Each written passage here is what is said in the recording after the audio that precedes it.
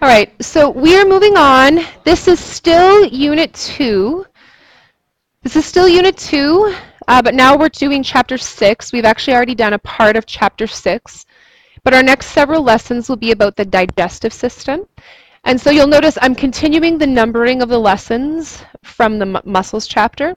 So we did 4 lessons there. We're going to start here with Lesson 5. So you've already seen the chapter outline. I gave that to you and you colored the diagrams. We're going to talk about digestive processes so that you have an idea of what your story of a meal assignment that we just talked about is really asking you to do. So this is Lesson 5. So I'm just reminding you the assignment for this chapter is the story of a meal. You have a handout that describes it. You have 2 weeks to complete this assignment. You also have this diagram already, so you should have it labeled and colored. If you didn't, you should finish, but we're going to spend the next week or so talking about all of the pieces that you labeled and colored today. So here's the beginning of stuff that you should write in your notes. We're going to start off just by talking about the 4 things that your digestive system does.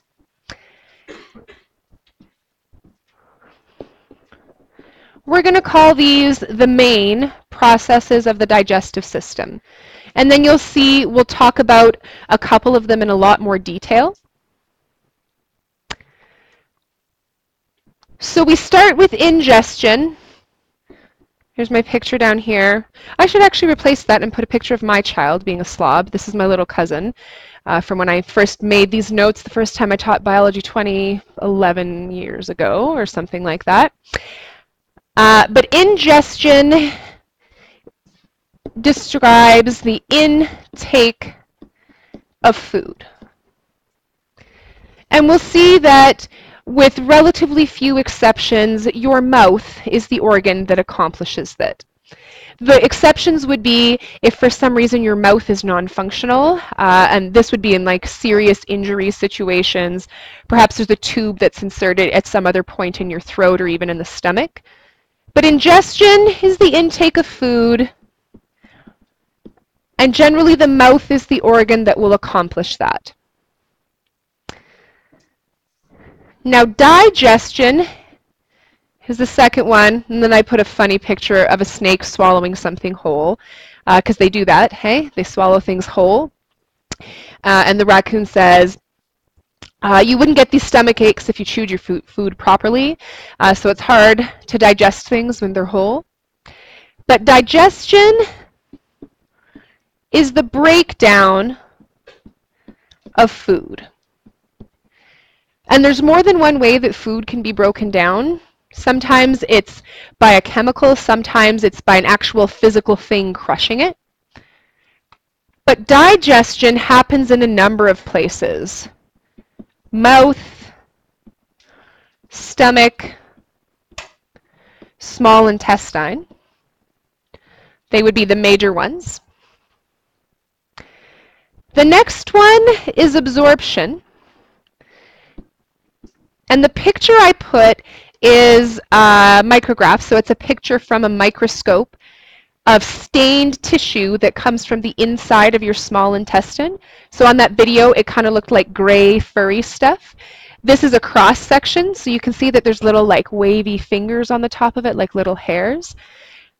And that is because most of the absorption happens in your intestine.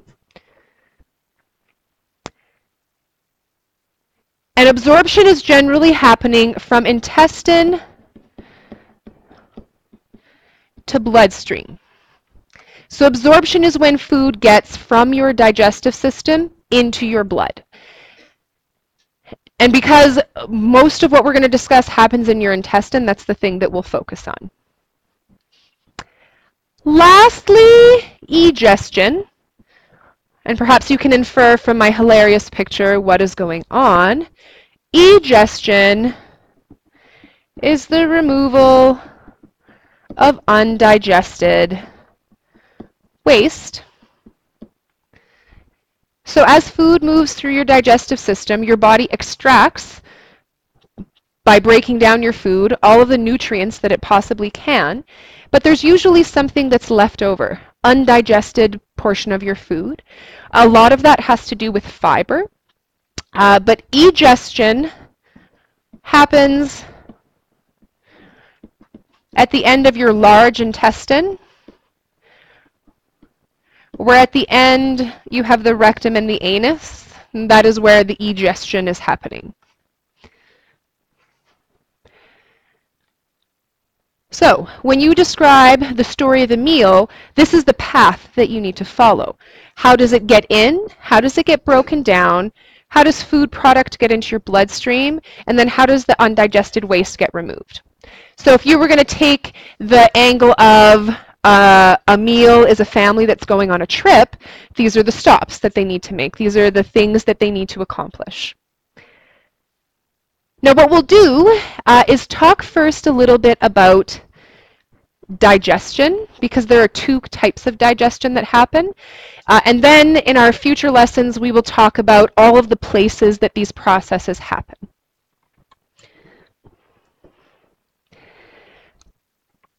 So throughout this whole chapter, this whole section, we'll talk about your food being digested, and there are two mechanisms by which your food is digested. Method one is physical digestion. Physical digestion is the mechanical breakdown of food. So there's no chemical substances involved here. This is literally when you smash and crush and break your food into smaller pieces. Generally, mechanical breakdown happens by your teeth. So they would be the thing that is in your mouth that is mechanically breaking down your food.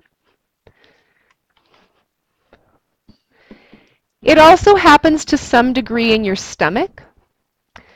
So if you remember that little clip I showed you, food still looks quite a bit like food when it ends up in your stomach. And your stomach isn't just kind of like a sack waiting for things to fall into it. Your stomach is full of muscles, and your stomach is constantly churning and turning what's inside of it around, and that helps break it apart a little bit more. But generally, your teeth and your stomach are what are breaking your food into smaller pieces. And the reason that you need to do this first would be so that you can actually swallow your food. But even more importantly, we are going to talk about enzymes again. We already know what an enzyme is. We talked about that. Now we're going to mention the specific enzymes that are involved in digestion. And we know that for an enzyme to work, it needs to contact the substrate. The more surface area there is, the more contact you can have between enzyme and substrate. So if you chew your food, you make more surface area for enzymes to contact your food, meaning better digestion later on.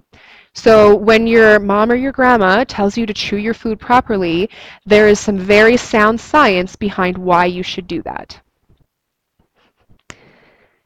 So I've just got a picture here of your mouth to indicate that that is the number one really location of physical digestion.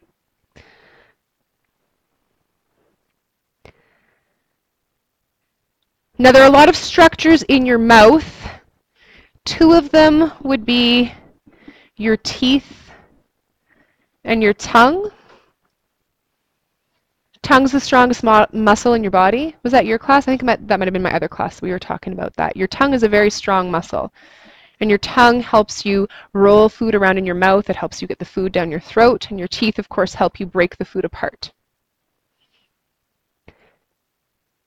Now, your mouth doesn't just have teeth, hey? It has saliva. And there's some stuff in saliva that gets digestion going as well.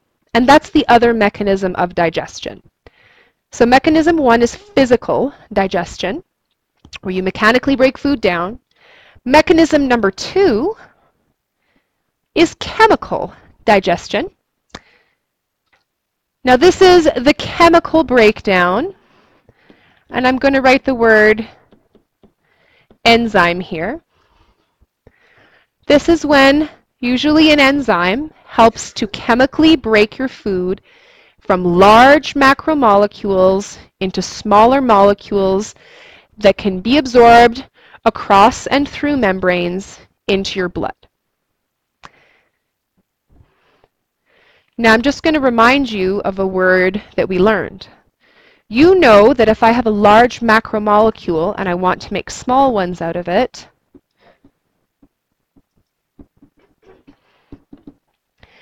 I go through the process of hydrolysis. Enzymes will help speed up that reaction. They will help water molecules and, say, large carbohydrates find each other so that the reaction of hydrolysis, where the water breaks apart the large carbohydrate, can happen faster. Chemical digestion happens in a few places. It starts in your mouth, then in your stomach, then in your intestines.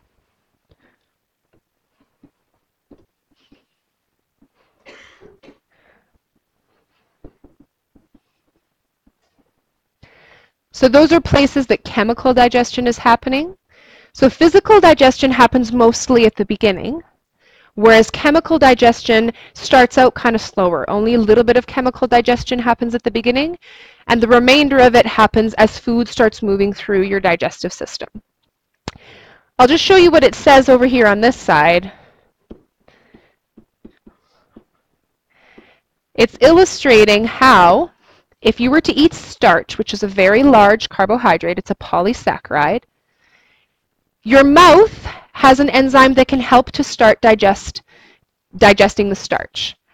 And then as it moves through your digestive system, you'll get some disaccharide, like maltose, and eventually once it's all digested, that's when you'll end up having glucose. So this is just a reminder. That's a polysaccharide, that's a disaccharide, and that is a monosaccharide.